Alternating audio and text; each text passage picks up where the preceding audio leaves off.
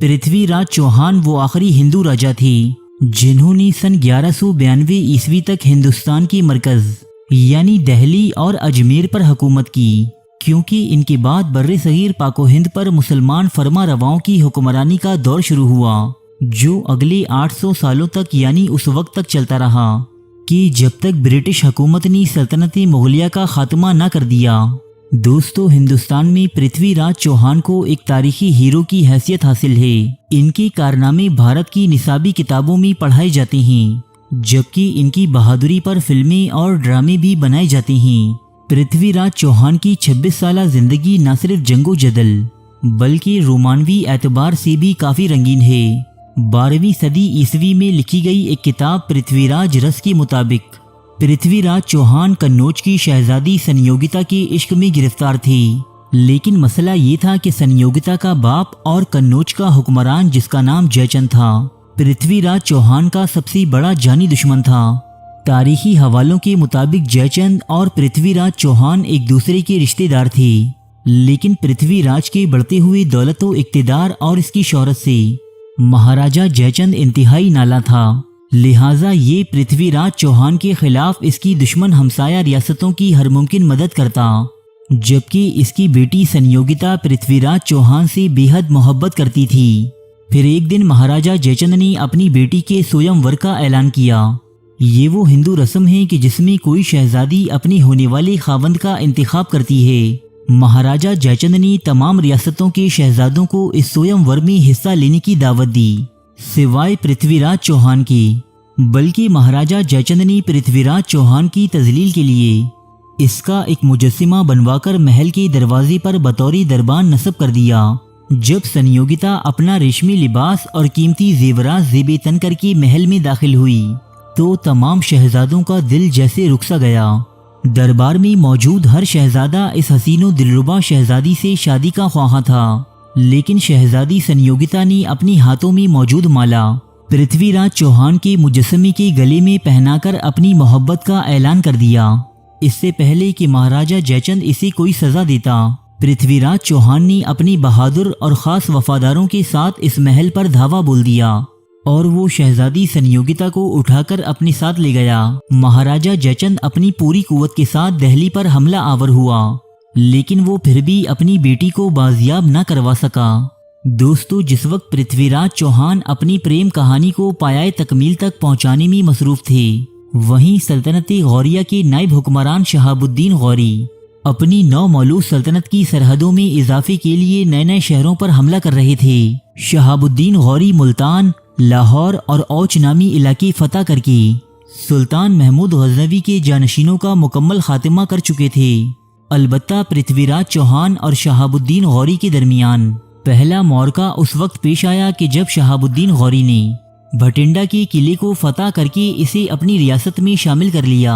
ये किला चूंकि पृथ्वीराज चौहान के ज़ेरे तसल्लुत था, इसलिए सन 1191 ईस्वी में इन दोनों के दरमियान तराइन के मैदान में एक खून रेज जंग लड़ी गई।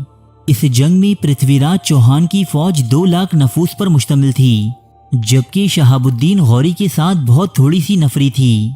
एक के बाद एक अफगान और तुर्क सरदारों के मैदानी जंग से फरार हो जाने के बावजूद शहाबुद्दीन गौरी मैदानी जंग में डटे रहे, यहाँ तक कि तलवार के एक इंतहाई कारी वार के सबब घोड़े से गिर पड़े और शदीद जख्मी हालत में मैदानी जंग में पड़े रहे। यहाँ तक कि एक वफादार ने इन्हें उठाकर दोबारा गौरी खैमों में पहुँचा दिया। सुल्तान शहाबुद्दीन गौरी ने इस हार को इंतहाई संजीदगी से लिया और सेहतयाब होने के फौरन बाद ही एक नई फौज की तश्कील शुरू कर दी। शहाबुद्दीन गौरी ने ये कसम खाई कि वो जब तक राजपूतों से अपनी इस शिकस्त का बदला नहीं ले लेते, वो अपना लिबास तब्दील नहीं करेंगे, ना वो किसी औरत के साथ हमबिस्तरी करेंगे और ना ही आरामदा बिस्तर पर सोएंगे। खुद पर ये पाबंदियां आयद करने के बाद सुल्तान ने 1 साल के अरसे में 1,20,000 तरबियत याफ्ता फौज तैयार की और 1192 ईस्वी में एक मर्तबा फिर राजपूतों से जंग करने रवाना हुए। इसके बरक्स महाराजा पृथ्वीराज चौहान अपनी 9 बेयाता दुल्हन के हमरा हुजलाए उरूसी में कुछ ऐसे कयाम पजीर हुए कि दुनिया व माफिया का कोई होश न रहा। इस जंग में सुल्तान शहाबुद्दीन गौरी को महाराजा जयचंद की खिदमात भी हासिल रहीं। जो पृथ्वीराज चौहान का ससुर और इसका सबसे बड़ा दुश्मन था। इसी वजह से महाराजा जयचंद का नाम आज भी हिंदुस्तान में एक गद्दार के तौर पर लिया जाता है। तारीखी फरिश्ता के मुताबिक पृथ्वीराज चौहान 3 लाख के जबरदस्त फौजी लश्कर बीमा 3000 जंगी हाथियों के हमरा मैदानी जंग में वारिद हुए। इन्हें न सिर्फ गौरियों पर अददी बरतरी हासिल थी, बल्कि गुज़िश्ता बरस गौरियों पर होने वाली फतह के बाइस इनके हौसले भी बहुत ज्यादा बुलंद थे।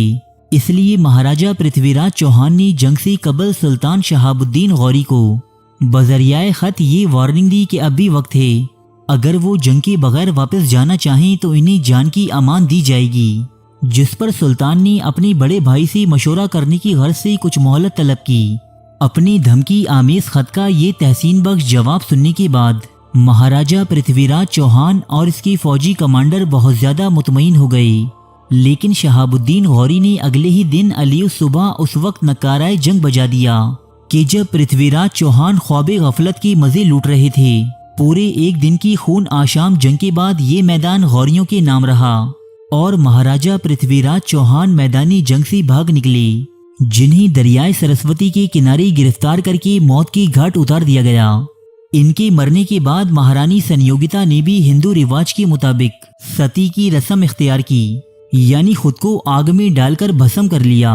बर्रे सगीर की तारीख पर इस जंग के काफी दूररस नताइज बरामद हुए, क्योंकि इसके बाद हिंदुस्तान में मुसलमानों की एक अजीम सल्तनत कायम हुई जो 1857 ईस्वी तक कायम रही। दोस्तों, इस बात में कोई शुबा नहीं कि पृथ्वीराज चौहान एक बहादुर राजा और एक जंगी हीरो थे। भले ही इनका ताल्लुक सिमती मुखालिफ से हो, लेकिन अपनी मुल्को कौम की हिफाजत के लिए इन्होंने जान तक देने से दरेग न किया और इसीलिए आज हिंदुस्तान में जगह जगह न सिर्फ इनके मुजस्समी नसब हैं, बल्कि इनकी बहादुरी के अफसाने भी हर खासोआम की जबान पर हैं। तारीख के मौजू पर पाकिस्तान का सबसे बड़ा चैनल, जहां मिलते हैं सच्चे वाकयात मुस्तनद हवालों के साथ, कदीम तहजीबों के अजीबो गरीब हकाइक,